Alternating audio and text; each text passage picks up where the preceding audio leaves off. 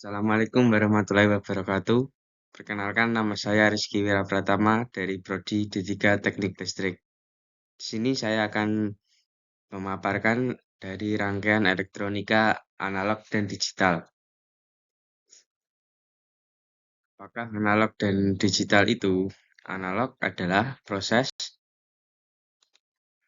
pemrosesan sinyal listrik atau besaran fisik yang merupakan fungsi waktu, ruang, atau beberapa variabel.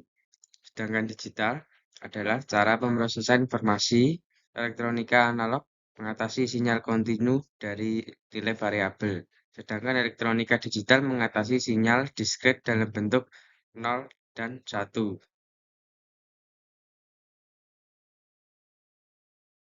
Elektronika analog adalah sinyal data dalam bentuk gelombang yang kontinu yang membawa informasi dengan mengubah karakteristik gelombang. Gelombang pada sinyal analog yang umumnya terbentuk gelombang sinus memiliki tiga variabel. Tiga variabel dasar itu adalah amplitudo, frekuensi, dan fase. Ini bisa dilihat ini tabelnya. Ini gambarnya.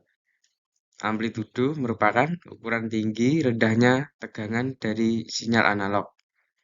Frekuensi adalah jumlah gelombang sinyal analog dalam bentuk detik. Fase adalah besar sudut dari sinyal analog pada saat tertentu.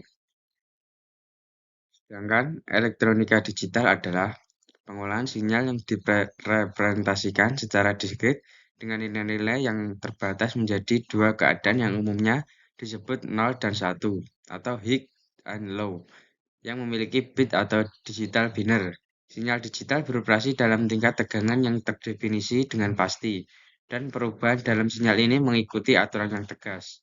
Contohnya adalah microcontroller, smartphone, PC, dan lain-lain. Komponen elektronika pasif dan aktif. Komponen pasif adalah komponen yang walaupun tidak diberi arus atau tegangan listrik, komponen ini tetap dapat bekerja dan beroperasi dengan baik. Sedangkan komponen aktif adalah komponen yang dapat beroperasi jika mendapatkan arus atau tegangan listrik. Ini adalah gambar resistor. Resistor adalah komponen elektronik dua saluran yang didesain untuk menahan dan mengontrol arus listrik dengan memproduksi penurunan tegangan di antara kedua salurannya sesuai dengan arus yang mengalirinya. Satuannya adalah ohm. Ini bisa dilihat gambarnya, gambar resistor. Fungsi dari resistor sendiri itu adalah pembatas arus. Pembatas arus di sini maksudnya adalah digunakan untuk membatasi atau mengatur arus listrik dalam suatu rangkaian. Misalnya, resistor yang dapat digunakan dalam rangkaian LED untuk arus yang terlalu besar. Yang kedua adalah pembagi tegangan. Resistor dalam membagi tegangan untuk membagi tegangan pada dua atau lebih komponen dalam satu sirkuit. Ini sering digunakan dalam sensor dan pengukuran.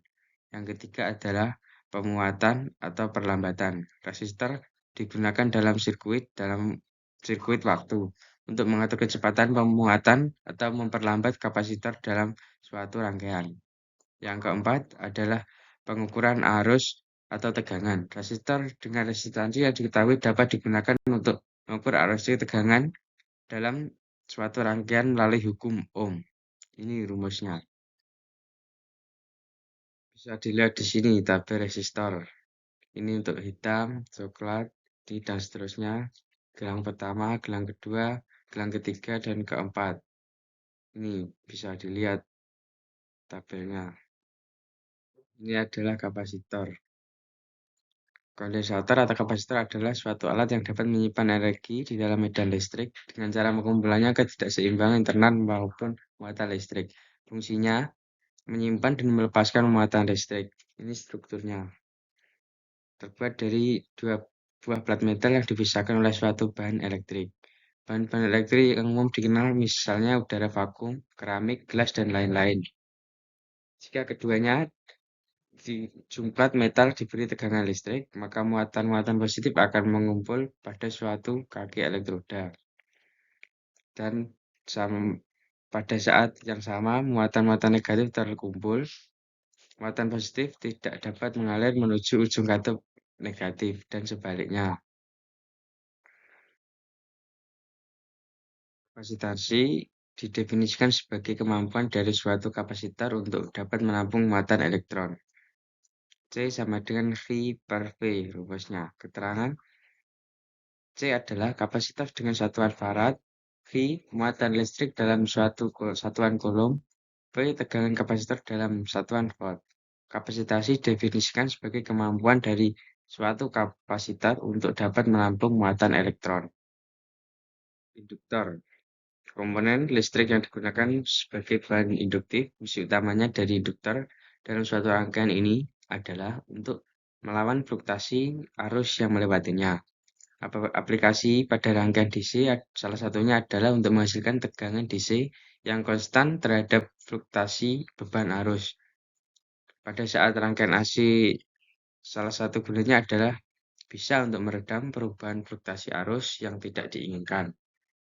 Kapasitas induktor dinyatakan dalam satuan Henry, 1000 mH.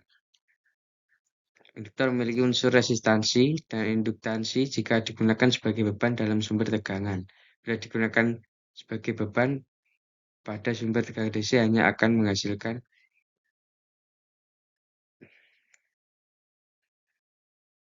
Terima kasih tadi video pemaparannya dari saya Rizky Wirapratama dari D3 Teknik Listrik Politeknik Negeri Madiun. Terima kasih. Wassalamualaikum warahmatullahi wabarakatuh.